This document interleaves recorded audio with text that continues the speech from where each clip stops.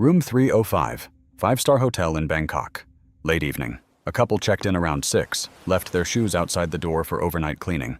Italian leather, Loro Piana, roughly $1,200 a pair. By midnight, the safe in their room was open. Watches, cash, 2 passports, gone. The safe was not forced. The factory master code, 6 zeros, had never been changed since installation. 1 floor down at the same time, a man in room 212 was sitting on his bed with a laptop and a small white device the size of a phone charger. That device was broadcasting a cloned copy of the hotel Wi-Fi network with a signal stronger than the real one. Every phone and laptop on the floor was connecting to him instead of the hotel. He could see every password, every email, every message in real time. 2 different people, 2 different methods. Same building, same night. One attacked the room, the other attacked the network, and both started the same way. The guests felt safe. I have covered how hotels design your experience. The scent, the lighting, the white sheets. All of it engineered to make you feel like everything is taken care of. But that feeling of safety is a design choice, not a security guarantee. And the gap between feeling safe and being safe is where both thieves and hackers operate. Start with the physical side. A former hotel thief, retired, now consulting for security firms, walked me through his method. He never picked locks. He never kicked doors. He filtered. The first filter was shoes. High-end hotels offer overnight shoe cleaning. Guests leave their shoes outside the door on a tray.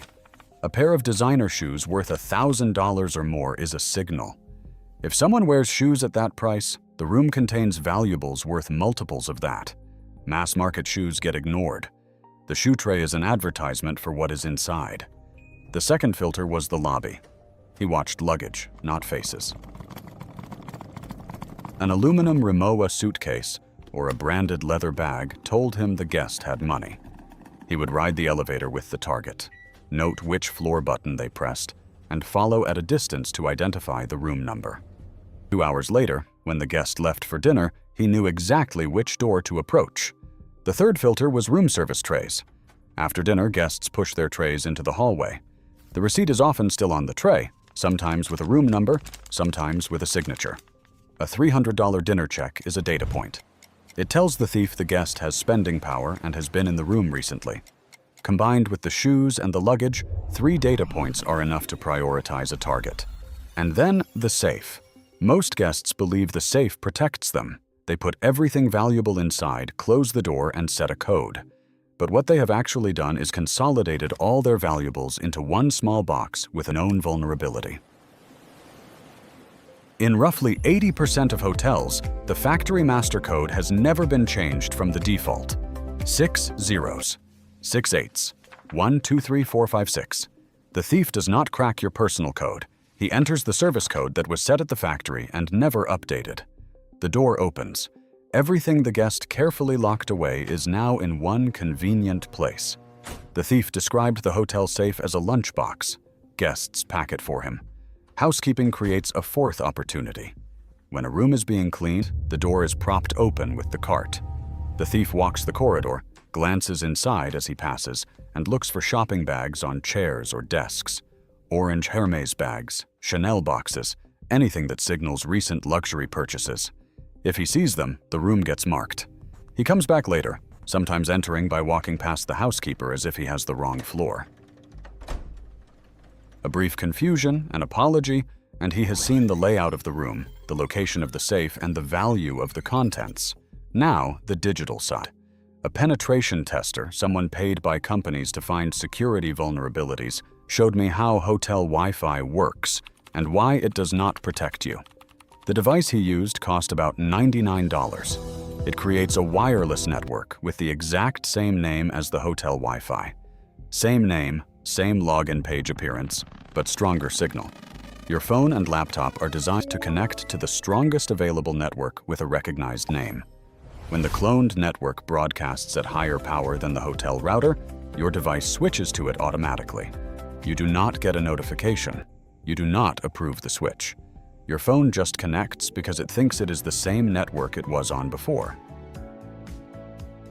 From that moment, every piece of data you send passes through the attacker's device. The first thing he demonstrated was password capture. Most people assume the padlock icon in the browser means their connection is encrypted and safe. It usually does. But there is a technique called protocol downgrade that forces the connection from the secure version to the unsecured version. The website looks identical. The only difference is a missing padlock icon that almost nobody checks on a phone screen. You type your email password, your banking login, whatever you are accessing, and it arrives on the attacker's screen in plain readable text. The second demonstration was session theft. He did not need passwords for this one. When you log into a website, your browser stores a small piece of data called a session token. That token is what keeps you logged in without re-entering your password every time you refresh the page. By intercepting that token through the cloned network, the attacker copies it to his own browser. He opens the same website, and he is logged in as you. Your Instagram, your Amazon, your email. No password required. Even two-factor authentication does not help because the session is already authorized. Your phone did the verification. His laptop inherited the result. The third method was the fake portal. When you connect to hotel Wi-Fi, a login page usually pops up asking for your room number and last name. The attacker replicates that page exactly. Same logo, same layout, same fields. You type in your room number, your name, maybe your email. Now the attacker knows who is in which room, has your name, and has an email address. Combined with the physical thief's methods, that information bridges the gap between digital and physical targeting. Room 305, last name, purchase history from intercepted browsing, and designer shoes at the door. Two data streams from two methods converging on one guest. And then there are the smart televisions. Hotel TVs often sit on the same network as guest devices with minimal isolation. The penetration tester showed that through open ports on some older systems, it was possible to access the television's microphone remotely. Not on every model, not in every hotel, but on enough systems that it represents a real vulnerability. The television you left on for background noise could be listening to your conversation. So what do you actually do? 5 things in the first 60 seconds. First, never leave shoes or shopping bags visible outside your room or through an open door. Bring luxury items inside and keep the door fully closed during housekeeping. Second, do not use the hotel safe for anything irreplaceable. If you must use it, change the code from the default to something personal, but understand that the master code bypass exists. Carry your passport and high-value items on your body or in a bag you control. Third, do not connect to hotel Wi-Fi without a virtual private network. A virtual private network encrypts all traffic between your device and its servers, which means even if you are on a cloned network, the attacker sees encrypted data he cannot read. Fourth, if you do not have a virtual private network, use your mobile data connection instead of hotel Wi-Fi for anything involving passwords, banking, or personal accounts. Mobile data goes through your carrier's encrypted network, not the hotel's open one. Fifth, ignore any Wi-Fi login page that asks for more than a room number. If it asks for your email, your phone number, or your full name, it is either harvesting data or it is a fake portal. Enter the minimum required and nothing more. Hotels sell you the feeling of security. The lock on the door, the safe in the closet, the password on the Wi-Fi. But the lock opens with a MasterCard. The safe opens with a factory code. And the Wi-Fi opens with a $99 device from the internet. Security in a hotel is scenography, not engineering. Once you see the difference, you stop trusting the set design and start managing the actual risks.